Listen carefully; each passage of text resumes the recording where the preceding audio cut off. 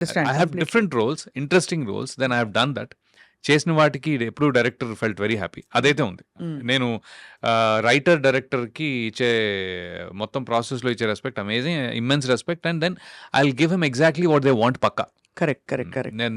నేను వేరేగా వెళ్ళను జనరల్‌గా. Hmm. So whatever they want I will try to give it a little more. మీ మోస్ట్ మెమరబుల్ డైలాగ్ ఏమైనా గుర్తుందా? పర్టిక్యులర్‌గా లేదండి. ఏం లేదు.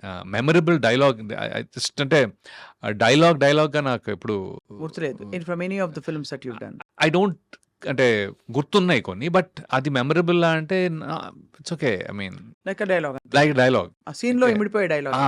సో ఎందుకంటే నేను అది మర్చిపోతే తప్ప నేను ఇంకో దాన్ని అవును. ఆ, మీకు కష్టం. సంపూర్ణంగా యాక్సెప్ట్ చేయను. అవును. హీరోలకి ఈజీ బికాజ్ ఆ!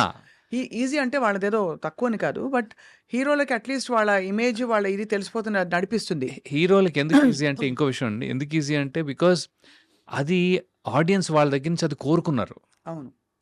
కోరుకుంటూ అది కన్సిస్టెంట్‌గా ఉంచుతూ ముందుకు వెళ్తూ ఉండాలి. అవును.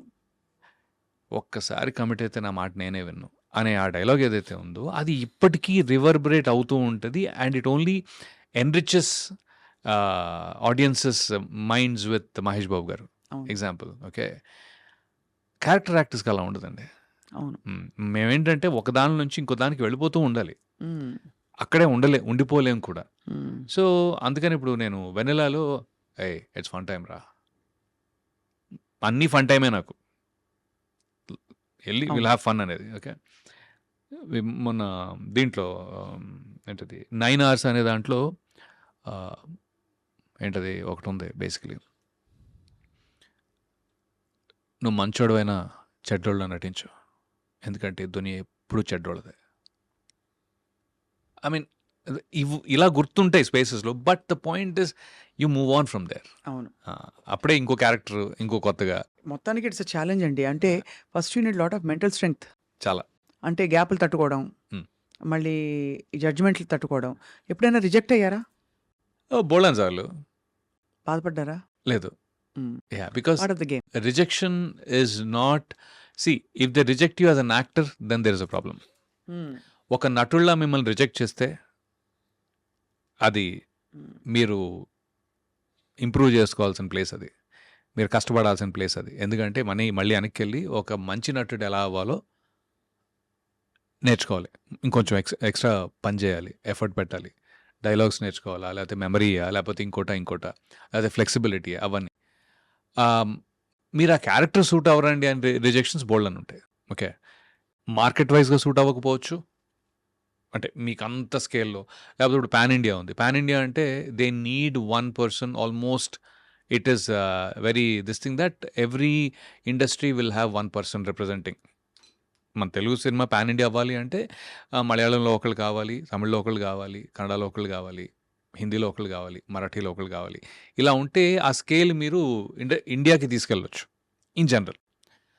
So that way you can't fight it. Hmm. Slot already booked కాబట్టి ఆ స్లాట్లో మీరు ఫైట్ కొట్టలేరు. హ్మ్. కానీ నార్మల్గా ఒక క్యారెక్టర్కి మీరు ఎవరు అంత బాగా చేయడే అనుకుంటే then that is your problem. Hmm. Hmm. Hmm. But ఆయన సూట్ అవుడయ్యా కొద్దిగా మనకి, that is not your problem. That's not a problem. Personal కాదు అక్కడ. అది పర్సనల్ కాదు. ఎందుకంటే అది మీరు మార్కెట్, ఇప్పుడు అదే నేను ఒక హిందీలో 2 చేసి, తమిళ్లో 2 చేసి, కన్నడలో 2 చేసి ఉన్నాను అనుకోండి. మన వాళ్ళు కూడా ఎలా గుర్తిస్తారంటే, ఓహ్! ఈయన అక్కడ ఉన్నాడు. పర్లేదయ్యా మనం పెట్టుకోవచ్చు. ఒక pan India so space you need వస్తుంది టు కదా కీప్ అని. Reinventing and keep yeah! Yourself. So మీరు కంప్లీట్‌లీ. ఎప్పుడైనా డైరెక్టర్స్‌ని అప్రోచ్ అవుతూ ఉంటారా? నేను ఎప్పుడూ మీరు అప్రోచ్ అవుతూ మనం ఉంటా. ఉండని. నేను పిచ్చిగా అప్రోచ్ అవుతూ ఉంటా. Oh! Very good. Very good. కాకపోతే దట్స్ ఎ ఏంటంటే గుడ్ థింగ్ నాకు అదే యాక్చువల్లీ గుడ్ కదా! థింగ్. కాకపోతే ఏంటంటే కొత్తగా వచ్చే డైరెక్టర్స్ ఎక్కడో ఐ థింక్ చాలా కొత్త వాళ్ళు ఉన్నారు లాస్ట్ 5, 7 ఇయర్స్‌లో. I feel that somewhere I am missing the slotting in their thoughts. ఎక్కడో వాళ్ళకి కావాల్సినట్టుగా నేను లేనేమో అని. మంచి తిలకం పెట్టి, ఒక నాటు లుక్ పెట్టి. మామూలు నాటు కాదు అంటే పాయింట్ ఏంటంటే మేము చిరంజీవి గారి ఫ్యాన్లు. హ్మ్. ఓకే. సో నాటు అనేది అవసరమైతే టక్కుమని వచ్చి కూర్చుంటది. హ్మ్. అవుట్‌రైట్‌గా చెప్తున్నాను. మేము కరెక్ట్‌గా థియేటర్‌కెళ్ళినప్పుడు పోలీసోళ్ళు, అంటే అక్కడ పోలీస్ గాని ఎవరైనా కర్ర పెట్టి కొట్టినప్పుడు దెబ్బలు తిన్న ఇవి అంత ఫ్యానా మీరు అంత మెగాస్టార్‌కి? ఫ్యాన్ అది. మేము కొదమ సింహం ఏ సినిమా ఏ సి ఆ! కదా! బా! ఏం కొదమ సింహం సినిమాలండి అవన్నీ సినిమాకి అసలు. ఇలా ఒకడు గేట్ ఎక్కి దిగుతా ఉంటే గేట్ ఇలా ఇంకోటి తీసుకొని వెళ్తాడనమాట. సో, ఆ లెవెల్‌లో ఆ 'ముఠా హ్యూమరు మేస్త్రి' 'ముఠా మేస్త్రి' పాటలు కూడా నాకొచ్చు ఫుల్‌గా. అయ్యో! నాకు కూడా 'ఘరానా మొగుడు', 'ముఠా మేస్త్రి' ఆ ఒక టైంలో పాట వచ్చాయి. పాడండి రవి గారు. మీకిష్టమైన పాట. నేను గూడా అక్కడి నుంచి అందుకుంటా అంతాక్షరి టైప్‌లో అంటే నేను చిరంజీవి గారి పాటలంటే నేను చిన్నప్పుడు వినాయక చవితి స్టేజెస్‌లో కూడా పాడాను ఇవి by the way. Okay. Nice. Nice. నేను 'స్టేట్ రౌడీలో' డైలాగ్ ఫస్ట్ ఉంటది. చెప్పండి. అరే మూతి మీద మీసం ఉన్న రోసం ఉన్న జబర్దస్తి గబ్బర్ నిర్రా అరే రౌడీలైనా కేడీలైనా సాహో అంటూ సలాం కొట్టే సర్దార్ నిరా హ్మ్. అరే రే యముడికి నే మొగుడినిరా మనసు గల మనిషినిరా అభయం ఇది దిన అబ్బబ్బా శివుని వలే తాండవమే ఆడగల నటుడినిరా అడుగులివి సూపర్. అది అంటే ఒక డైలాగ్ ఉంటుంది దాని ముందు యాక్చువల్లీ